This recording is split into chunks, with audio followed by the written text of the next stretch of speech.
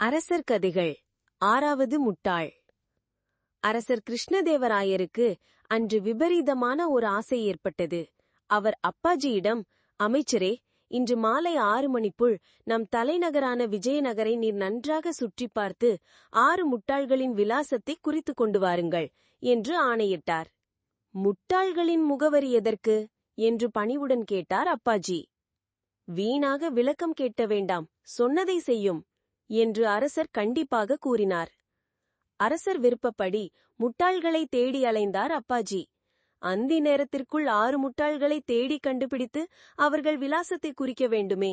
எங்கே போவது? எப்படி முட்டாள்களை சந்திப்பது? அப்பாஜி 2 மணி நேரம் மாறு வேடமணிந்து முட்டாள்களை தேடினார். யாரையும் காணோம். நகர எல்லையை ஒட்டிய மரத்தின் நிழலில் சிறிது நேரம் நின்றார். அப்போது ஒருவன் கழுதை மீது ஏறி வந்தான். அவன் தலை மீது ஒரு புல்கட்டினை சுமந்து கொண்டிருந்தான். ஐயா, கழுதை மீது இருக்கும் நீர் ஏன் புல்கட்டினை சுமந்து கொண்டிருக்கிறீர் என்று கேட்டார் அப்பாஜி. உமக்கு அறிவு இருக்கா? என் கழுதைக்கு வயதாகிவிட்டது, ரொம்பவும் தளர்ந்து விட்டது. அதனால் என்னை மட்டுமே சுமக்க இயலும், இந்த புல்கட்டினையும் சேர்த்து சுமக்க இயலாது. ஆகவே நான் புல்கட்டினை சுமந்து செல்கிறேன் என்றான். அப்பாஜிக்கு ஒரே மகிழ்ச்சி.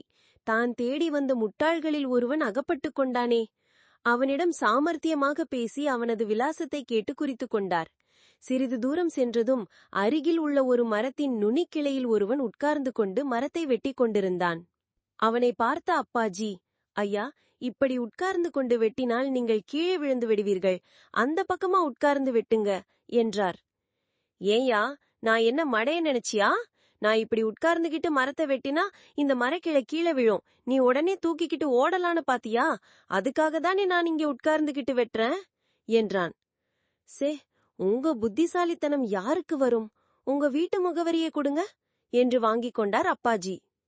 அடுத்து பாட்டி ஒருத்தி அடுப்பை பற்ற வைக்க மிகவும் போராடி கொண்டிருந்தார்.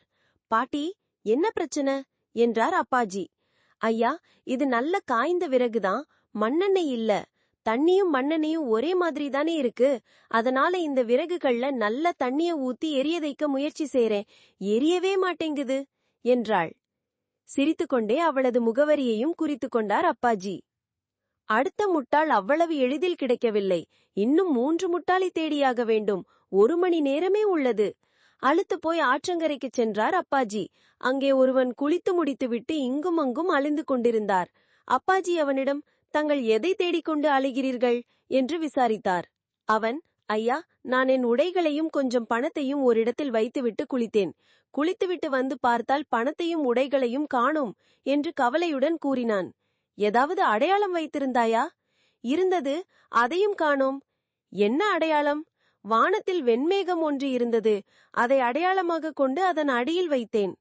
அவனது முட்டாள்தனத்தை புரிந்து கொண்ட அப்பாஜி அவன் பெயரோடு விலாசத்தையும் குறித்து கொண்டார். மாலை 6 மணி. அப்பாஜி அரசனிடம் விரைந்து சென்றார். 4 முட்டாள்களின் விலாசத்தை கொடுத்தார். கிருஷ்ணதேவராயர் அவற்றை பார்த்தார். முட்டாள்களின் விபரங்களை அறிந்து ரசித்து சிரித்த அரசர், அமைச்சரே, இன்னும் 2 முட்டாள்களின் விலாசம் எங்கே என்று கேட்டார். அரசே, ஒரு பெரிய சாம்ராஜ்யத்தின் மந்திரி நாள் முழுவதும் முட்டாள்களை தேடிக்கொண்டு அலைவது முட்டாள்தனம் அல்லவா?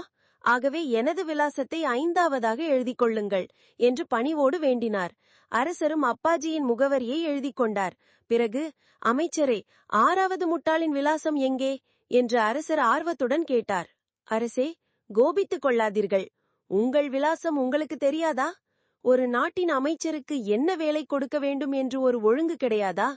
நாம் அறிவாளிகளை தேடி கண்டுபிடித்து அவர்களால் பல நன்மைகளை பெற வேண்டுமே தவிர முட்டாள்களை தேடி கண்டுபிடித்து அவர்களது தொடர்பால் நம்மையும் முட்டாளாக்கிக் கொள்ளக்கூடாதல்லவா என்று உருக்கமாக கூறினார்.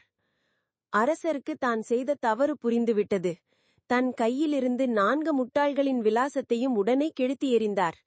அப்பாஜியின் அறிவு கூர்மையையும் துணிச்சலையும் பாராட்டி அவருக்கு பரிசு அளித்தார்.